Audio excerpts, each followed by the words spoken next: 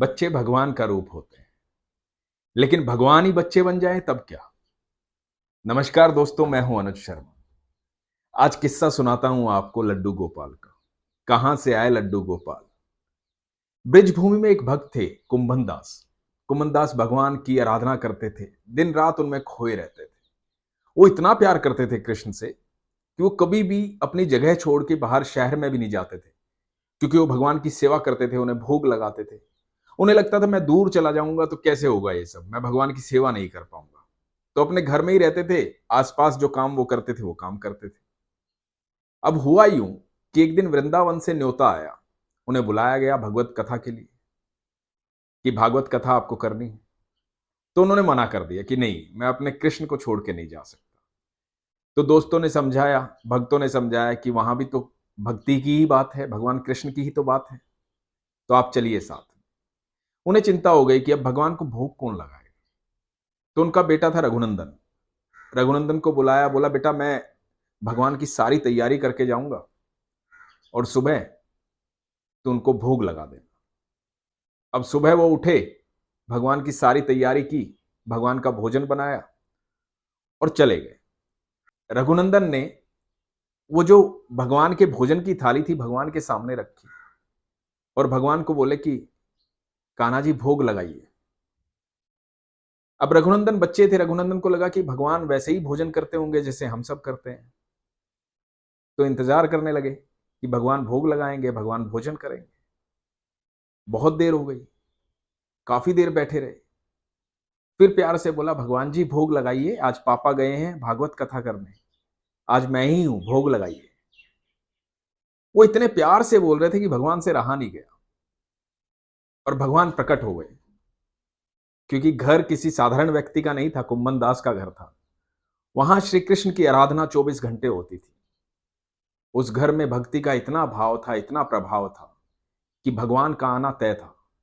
भगवान आए और भगवान ने भोग लगाया, भगवान ने भोजन किया। अब शाम को कुंभन दास आए। कुंभन दास ने आकर के कहा कि भोग लगाया भगवान को। तो उनके बेटे ने कहा हाँ भोग लगाया। तो कुंभन दास बोले प्रसाद लेके आओ। तो रघुनंदन ने बोला कि बाबूजी वो प्रसाद तो सारा ठाकुर जी खा गए, भोजन तो सारा ठाकुर जी खा गए। कुंभन दास को लगा कि बच्चे को भूख लगी होगी, स्वादिष्ट भोजन बनता है भगवान का, तो ये खा गया, कोई बात नहीं, इसने खाया भगवान ने खाया, बराबर बात। अब रोज भागवत कथा के लिए वो जाते, सुबह भगवान का भोजन तैयार करके जाते और शाम को आके पूछते कि भैया वो प्रसाद। रघुनंदन रोज कह देता कि भगवान आए थे, भगवान ने भोग लगा लिया, भगवान ने भोजन कर लिया। तो प्रसाद तो बचा ही नहीं, सारा भोजन भगवान ने खा लिया।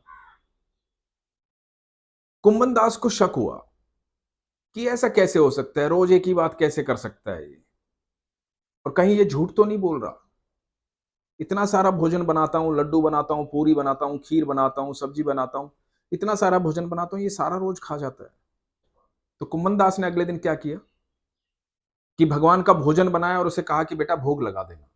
और कुंभन दास घर में ही छुप करके देखने लगे। जब देखने लगे तो क्या देखते हैं, जब रघुनंदन ने भोग लगाया और भगवान को बुलाया कि प्रभु भोग लगाइए, ठाकुर जी आए, बाल रूप में ठाकुर जी आए और ठाकुर जी भोजन करने लगे। जब कुंभन दास छुप करके ये देख रहे थे तो वो आगे बढ़े भगवान से मिलने के लिए, और जैसे ही वो आगे बढ़े भगवान वहीं पर मूर्त बन गए। वो मूर्त थी लड्डू गोपाल की। एक हाथ में लड्डू था और दूसरे हाथ में वो खाने को थे। वही है लड्डू गोपाल जो आज घर घर में है, जिन्हें आप हम सब बहुत प्यार करते हैं। वही कृष्ण कन्हैया है जो आपके घर में आकर के भोग लगाते हैं। मैं ऐसी कहानियां जल्द आपको सुनाऊंगा जो आप ही लोगों ने मुझे भेजी है, जिसमें से भगवान कृष्ण को भोग लगाते हैं और भगवान घर में आज भी। लोग कहते हैं ये कलयुग है, ये कलयुग नहीं है। विश्वास जो है वो हर युग में एक जैसा होता है। भगवान के प्रति आस्था हर युग में एक जैसी होती है। आज भी भगवान वैसे ही भोग लगाते हैं। आपकी श्रद्धा, आपका विश्वास, आपका प्रेम उनके प्रति होना चाहिए। आज भी कृष्ण वैसे ही आते हैं जैसे उस युग में आते थे। उनके लिए युग नहीं बदलता है, वो अपने भक्तों के लिए हमेशा तैयार रहते हैं।